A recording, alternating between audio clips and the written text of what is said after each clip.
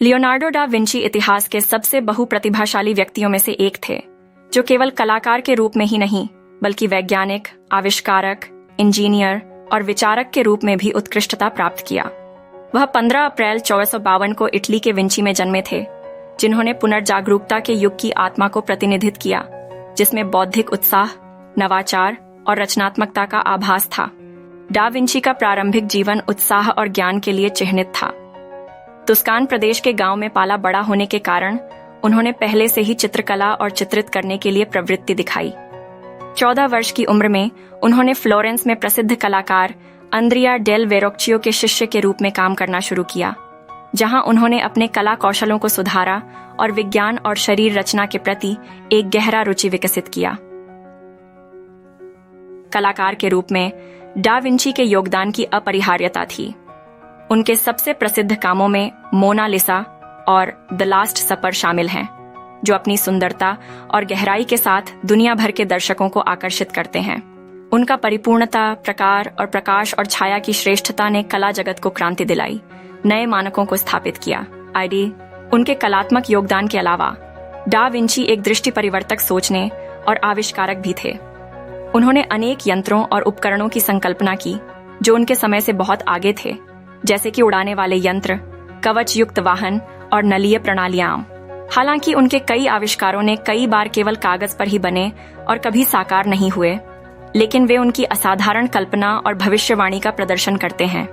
Da Vinci के वैज्ञानिक अन्वेषण भी नई राह खोलते हैं।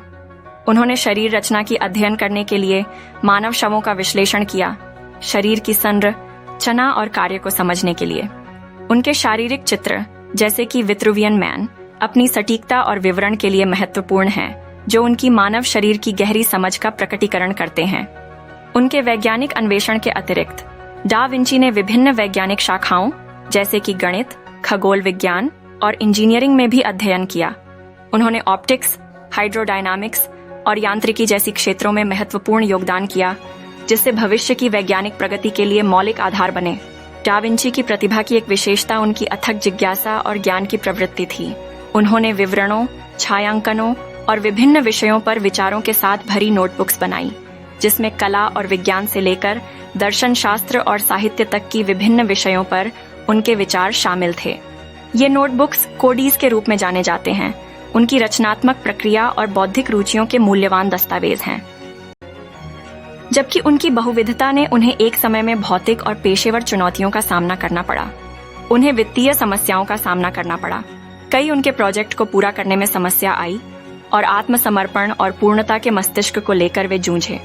हालांकि उनका सहनशीलता और संघर्ष आखिरकार उनकी चिंतनशीलता की धरोहर के रूप में, सामाजिक और व्यक्तिगत निर्विज्ञान के रूप में, उनकी चिंतनशीलता की धरोहर के रूप में उनकी विरासत को जिंदा रखी। डा विंची का प्रभाव उनके समय के अलावा भी चला गया है। उनके विचार और आविष्कार दुनिया भर के कलाकारों, वैज्ञानिकों और विचारकों को प्रेरित करते हैं, जो हमारी दुनिया और हमारे इसके में हमारी स्थिति को निर्धारित करते हैं।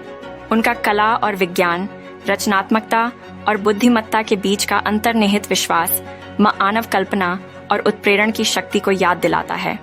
समापन में, लियोनार्डो डा विंची का जीवन और कार्य पुनर्जागरूकता का प्रतिबिंब है, एक ऐसे युग का जिसमें बौद्धिक और कलात्मक उन्नति का समय था, जिसने इतिहास के पथ को परिवर्तित किया।